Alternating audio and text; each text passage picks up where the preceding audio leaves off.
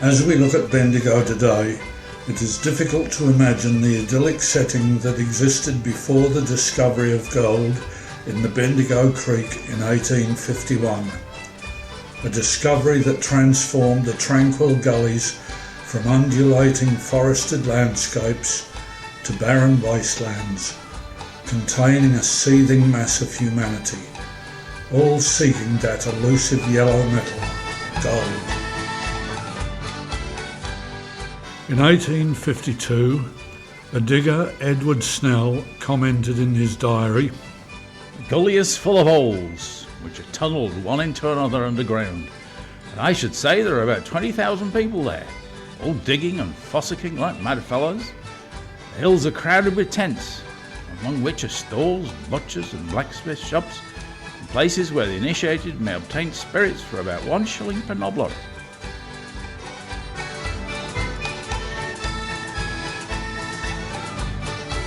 In the same year of 1852, Ellen Clacy, a visitor to the goldfield, wrote on Saturday the 18th of September that it was a fine day. We now approached Bendigo. The timber here is very large. Here we first beheld the majestic ironbark, eucalypti, the trunks of which are fluted with the exquisite regularity of a Doric column. They are in truth the noblest ornaments of these mighty forests. A few miles further and the diggings themselves burst upon our view. Never shall I forget that scene. The trees had all been cut down. It looked like a sandy plain or one vast unbroken succession of gravel pits. The earth was everywhere turned up. Men's heads in every direction were popping up and down from their holes.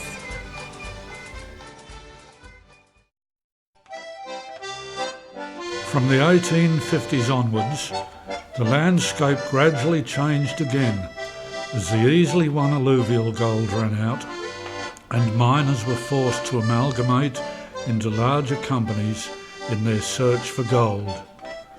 Amalgamation enabled companies to seek gold at greater depths. Mines with their poppet heads and chimneys soon dotted the field. The gold field was unique in that it had so many parallel lines of reef that have been traced for over 19 kilometres from north to south. Many of these reef lines are well known, such as the Hustlers, Garden Gully and New Chum. At times the field supported as many as 1,300 separate companies with thousands of small mining leases.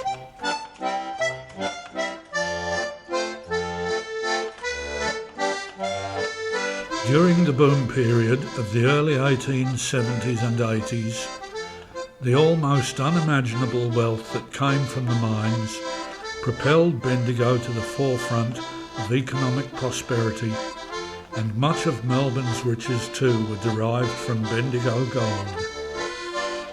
Many of Bendigo's grand buildings were erected in this period. Many still stand today, testament to the hard-won riches from gold mining.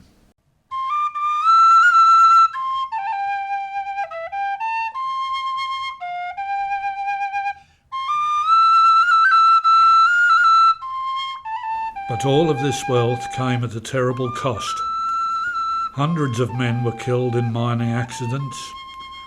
Many others suffered debilitating illnesses and an early death as a result of their working in the mines. Deadly quartz dust, when breathed in, resulted in a lung disease commonly called miner's complaint or miner's phthisis. Still others were blinded in accidents or so badly incapacitated that they were not able to work again. The miners and their families paid a big price for the success of the goldfield.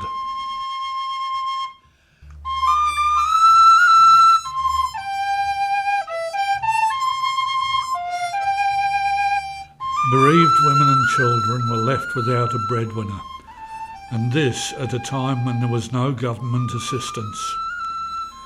Miners had to belong to organisations that would support their families in the event of their death or illness. The Bendigo Miners Association, friendly societies such as the Ancient Order of Foresters, the benevolence of the mining companies, and the goodwill of the community formed the basis of family support in the event of illness or death.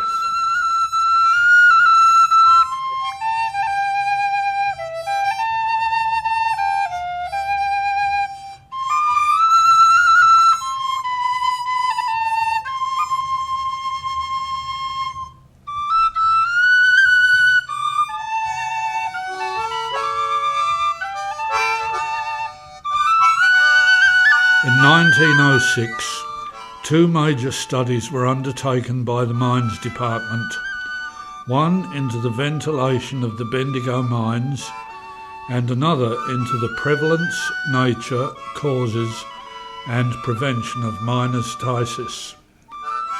These reports found that many of the affected men are young or in the prime of their life and vigour.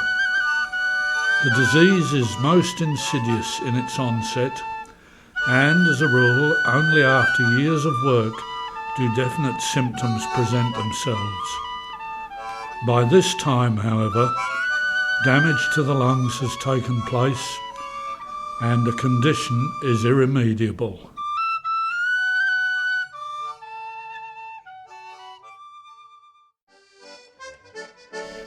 The conditions in the deeper mines were very challenging.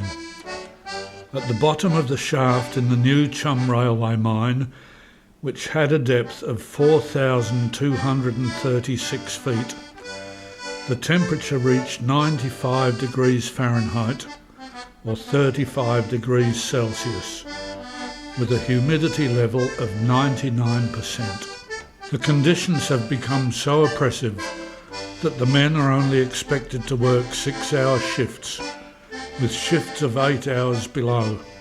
They worked alternately for 30 minutes at a stretch and then spelled for the other 30 minutes in the plat. The Victoria Quartz shaft, at a depth of 4,200 feet, had water welling up at a temperature of 114 degrees Fahrenheit or 45.4 degrees centigrade. Conditions for miners were very unpleasant indeed.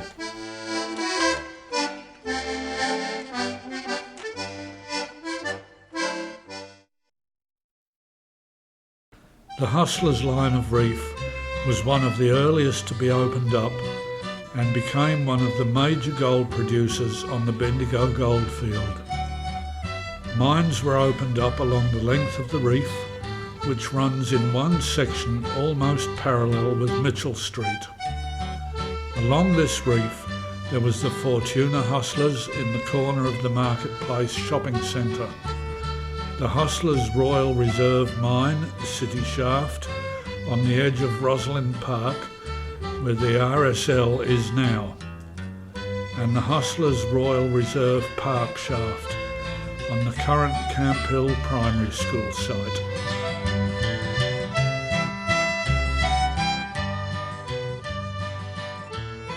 One of the richest Hustlers Reef mines was at Hustlers Hill. It was here that Bendigo's worst mining accident was to occur in May 1914. Hustlers Hill had a colourful history. In 1853, an African American named Jonathan Harris is credited with the discovery of the quartz reef on Hustlers Hill.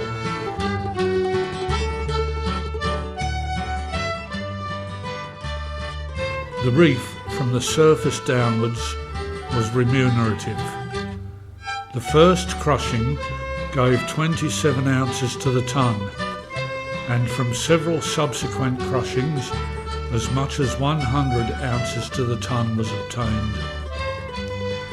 In its early days, quite a sensation was caused by the production of a large amalgamated cake of gold weighing 1,270 ounces.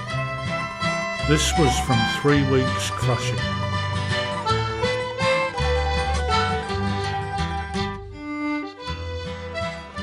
The American men subsequently sold their claim to another party led by Thomas Hustler, a one-armed man. Hustler was joined by Messrs Latham and Watson, and the area became known as Hustler's Hill. In 1865, the Great Extended Hustlers Reef Quartz Mining Company was formed, with a paid-up capital of £17,250. Many of the shareholders were well known in the mining field.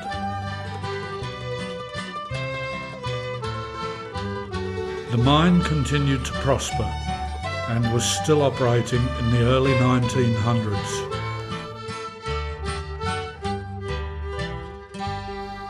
On Saturday, May the 2nd, 1914, it was work as usual at the Great Extended Hustlers Mine. It was the last day of the working week, and miners would have been looking forward to the final shift before the mines were silenced at midnight, Sunday being a long-awaited day of rest. No one will ever know the exact details of what occurred on that fateful night on the 2nd of May, but in the aftermath, 7 men lay dead in the Great Extended Hustlers Mine, leaving 5 widows and 10 children. The first indication of the accident was when the mine manager was alerted to the fact that the cage was down and the driver could not get it away. There was something wrong with the cage in the shaft, and we have not made any knocks. Richard Reed, the underground manager, gave evidence at the inquiry. I saw the afternoon shift go on. I saw all the men go down, and there was no suggestion of drink on any one of them. They would have finished their shift at 10:30 p.m, not 11, it being a Saturday night. The pitman and I and Martin Ferrari went down in a cage to investigate. The engine driver lowered the cage very slowly. When the level was reached, we could see there'd been an explosion. The air and water pipes had been broken, mullocks shifted and mining trucks damaged and destroyed. The fumes were very strong and seemed like a gas I'd never smelt. I came out of the crosscut and proceeded along the level north and came to a body. It proved to be Chins.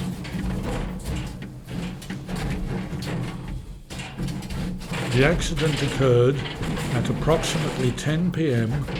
at the 1,053 feet level, or 320 metres down, at level 13 of the mine.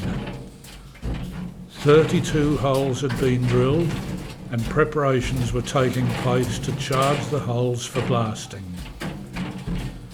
The men were soon due to complete the remainder of the firing, and it was then that the disaster took place. An explosion that killed all men at level 13. Men working on the lower levels heard the explosion and were soon being affected by the fumes, unable to get immediately to the surface as the cage was jammed. Many theories were proposed as to what caused the explosion. Did a candle ignite the gelignite? A stone fall from the roof set off the detonators?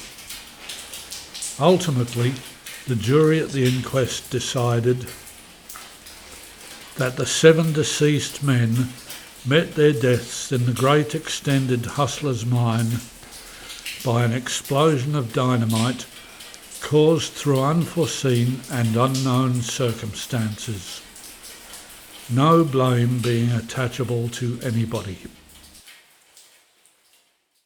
The bodies of the men were brought to the surface, where the police and the undertaker, Mr. Farmer, were waiting to transport the bodies to the morgue. Killed in the explosion were Matthew George Forster, 28 years old, a shoveller and a trucker, who was married with 2 children. He was buried in the Bendigo Cemetery. Frederick James Chin, a machine operator, single. Frederick was buried in the Kangaroo Flat Cemetery. William Ryan, 26 years old, a shoveller and trucker, married with no children, buried at Axdale Cemetery. Herbert John Thomas, a machine operator, 30 years old, married with 3 children, buried in the White Hill Cemetery. William Crowther Blair, 40 years old, a machine operator, married with 3 children, buried in the Eagle Hawk Cemetery. He has no headstone on his grave. Leslie Duncan Martin, 23 years old, a shoveller and trucker, single, buried in the Eagle Hawk Cemetery. John Henry Campbell, 31 years old, 2 children, his wife pregnant with a 3rd child, buried in the Bendigo Cemetery. The citizens of Bendigo reacted quickly to this disaster, and a relief fund was opened only 2 days after the accident. Individuals and groups, such as the mayors of Bendigo and Eagle Hawk, Bendigo Mine Managers Association, the Advertiser, the Old Bendigonians, and the combined banks of Bendigo set up funds. Hundreds of people contributed to the funds. The gross amount of money raised was over £4,000. At a meeting in the Bendigo Town Hall, it was agreed that Sandhurst and Northern District Trustees Company would administer the funds into the future. Each widow was given £1 10 shillings per week and 5 shillings per week for each child. The fathers of the unmarried miners killed were also to receive £1 10 shillings per week. In comparison, in 1914, a miner might earn up to £3 15 shillings per week. The Great Extended Hustlers Mining Company contributed £2,100 to the relatives of the deceased miners.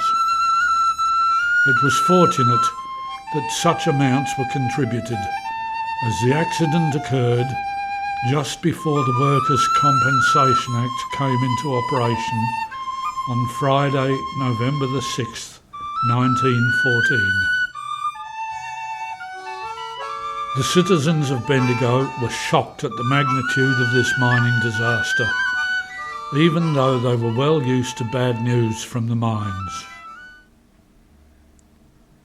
However, there was more bad news ahead in that turbulent year, as on Sunday afternoon, on August the 2nd, news was broken in Bendigo that Germany had declared war against Russia. The future was to tell another story of loss and destruction that impacted almost every Bendigo family.